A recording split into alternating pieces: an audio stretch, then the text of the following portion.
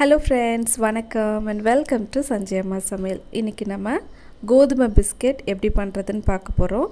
இந்த கோதுமை பிஸ்கட் பண்றதுக்கு நான் இன்னைக்கு அமுல் பட்டர் எடுத்துர்க்கேன். இது வந்து அன்சால்ட்டட் பட்டர். நம்ம கடைகள்ல எல்லாம் கிடைக்கும். இது வந்து 100 கிராம் அளவு உள்ள பாக்கெட் இது. நான் இப்போ இதல பாதி அளவு சேர்த்துக்க போறேன். ஒரு பாத்திரத்துல பாதி அளவு கட் பண்ணி எடுத்துக்கோங்க. இப்போ இத நல்லா பீட் பண்ணி எடுத்துக்க போறேன். இது வந்து எலக்ட்ரிக் பீட்டர் வச்சு தான் இப்படி பீட் பண்ணனும்லாம் கிடையாது. நம்ம ஒரு நார்மல் வயர் விஸ்க் வச்சு ஒரு 5 நிமிஷம் நம்ம நல்லா இத வந்து பீட் பண்ணாலே போதும். நல்லா சாஃப்ட்டா இருக்கணும். பட்டர் வந்து நல்ல ரூம் டெம்பரேச்சர்ல இருக்கணும். ஃப்ரிட்ஜ்ல இருந்துச்சு அப்படினா வெளியில எடுத்து ஒரு 1 மணி நேரம் வச்சுக்கோங்க. அதுக்கு அப்புறமா யூஸ் பண்ணுங்க. ரொம்ப கட்டியா இருக்கும்போது நம்ம பயன்படுத்த கூடாது. அவ்வளவுதான். இத நல்லா நம்ம இந்த மாதிரி நல்லா சாஃப்ட்டா வர வரைக்கும் பீட் பண்ணி எடுத்துக்கிட்டோம். இப்போ இதல வந்து நான் வந்து சீனிக்கு பதிலா நாட்டு சர்க்கரை சேர்க்க போறேன். நான் இன்னைக்கு 1 கப் அளவுக்கு கோதுமை மாவு எடுத்து வச்சிருக்கேன். இதுக்கு வந்து நான் இன்னைக்கு 1/2 கப் அளவுக்கு நாட்டு சர்க்கரை சேர்க்க போறேன். 1 கப் கோதுமை மாவுக்கு 1/2 கப் சேர்த்தோம் அப்படினா கரெக்ட்டா இருக்கும். நம்ம வந்து இப்போ இந்த நாட்டு சர்க்கரையை சேர்த்துட்டு இதையும் நல்லா கரையிற அளவுக்கு நல்லா கலந்து விட்டுக்கணும். கட்டிகள் எதுவுமே இருக்க கூடாது. அதனால நான் வந்து நாட்டு சர்க்கரையை வந்து மிக்ஸில போட்டு நல்லா பொடி பண்ணிட்டு அதுக்கு அப்புறமா இது கூட சேர்த்திருக்கேன். நம்ம வந்து நாட்டு சர்க்கரைக்கு பதிலா நம்ம வந்து சீனி பயன்படுத்தி கூட இந்த பிஸ்கட் பண்ணலாம். உங்களுக்கு விருப்பம் இருந்துச்சுனா நீங்க அந்த மாதிரி கூட செஞ்சுக்கலாம். இப்போ இந்த நாட்டு சர்க்கரை வந்து நல்லா கரைஞ்சிருச்சு. அந்த பட்டரோட சேர்ந்து நல்லா கரைஞ்சிருச்சு. இப்போ வந்து நான் வந்து கோதுமை மாவு சேர்த்துக்க போறேன் இது கூட. நான் வந்து இன்னைக்கு 240 ml அளவு அந்த கப் இருக்கு இல்லையா மெஷரிங் கப் அதுல 1 கப் அளவு நான் எடுத்து வச்சிருக்கேன். இந்த 1 கப் அளவு கோதுமை மாவுல நமக்கு 15ல இருந்து 16 பிஸ்கட் அளவுக்கு கிடைக்கும்.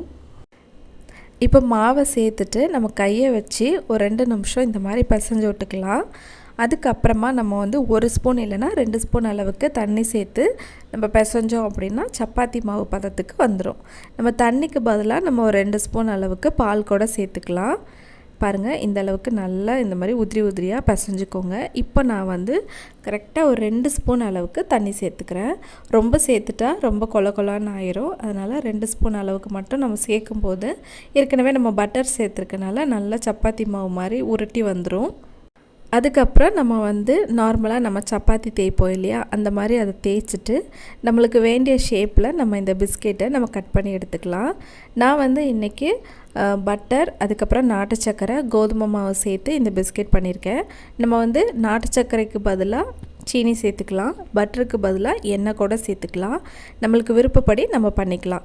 கோதுமை மாவுக்கு பதிலா நம்ம மைதா மாவு கூட சேர்த்து பண்ணலாம். எப்படினாலும் பண்ணலாம். நம்மளோட விருப்பம் தான். பிஸ்கட் வந்து ரொம்ப சூப்பரா வரும்.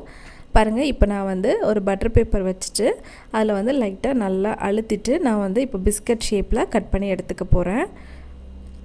ஒட்டாம இருக்கணும் இல்லையா அதுக்காக தான். இப்போ பாருங்க இந்த அளவுக்கு நான் லைட்டா உருட்டிட்டு இதுக்கு அப்புறமா ஒரு பிஸ்கட் கட்டர் வச்சு இந்த மாதிரி நான் வந்து ஷேப் பண்ணிக்கிறேன். பிஸ்கட் கட்டர் இல்ல அப்படினா ஏதாச்சும் மூடி இருக்கும்ல நம்ம வீட்ல அதை வச்சு கூட நம்ம பண்ணிக்கலாம். சூப்பரா வரும். பாருங்க இந்த மாதிரி பண்ணிட்டு நான் இப்போ வந்து எடுத்து வச்சுக்க போறேன். எல்லா மாவையுமே நான் இந்த மாதிரி கட் பண்ணி எடுத்துக்க போறேன். நம்ம உருட்டின மாவு வந்து நல்லா திக்கா இருக்கணும். ரொம்ப மெல்லிசா உருட்டிட்டோம் அப்படினா ரொம்ப கிறிஸ்பி ஆயிரும் பிஸ்கட். பாருங்க இந்த மாதிரி எல்லாத்தையுமே நான் வந்து ரெடி பண்ணி வச்சிட்டேன். இத உள்ள வைக்கிறதுக்கு முன்னாடி அவனை வந்து நான் ஒரு 10 நிமிஷம் வந்து ப்ரீ ஹீட் பண்ணிட்டேன். இதுக்கு அப்புறமா நம்ம ரெடி பண்ணி வச்சிருக்கிற பிஸ்கட்டை உள்ள வச்சிட்டு கரெக்ட்டா 20 நிமிஷம் நான் வந்து பேக் பண்ணி எடுக்க போறேன். அவ்வளவுதான். பாருங்க நம்மளோட பிஸ்கட் எவ்வளவு சூப்பரா ரெடி ஆயிடுச்சுன்னு சொல்லிட்டு கொஞ்சம் கூட கருகவே இல்ல. நமக்கு கொஞ்சம் அந்த கலர் கொஞ்சம் மாறி வரணும் அப்படினா ஒரு 25 நிமிஷம் வச்சோம் அப்படினா கரெக்ட்டா இருக்கும். இதே மாதிரி பிஸ்கட் வந்து நம்ம குக்கர்ல எப்படி பண்றது அப்படிங்கறத வீடியோ போட்டுருக்கேன். பார்க்கலனா பாருங்க. கண்டிப்பா உங்களுக்கு இந்த பிஸ்கட் ரொம்ப பிடிச்சிருக்கும்னு நினைக்கிறேன். என்னோட சேனலை இன்னும் நீங்க சப்ஸ்கிரைப் பண்ணாம பார்க்கறீங்கன்னா மறக்காம சப்ஸ்கிரைப் பண்ணி பாருங்க. பக்கத்துல இருக்க பெல் பட்டனை கிளிக் பண்ணிக்கோங்க. இவ்ளோ நேரம் இந்த வீடியோவை நீங்க பார்த்ததுக்கு நன்றி.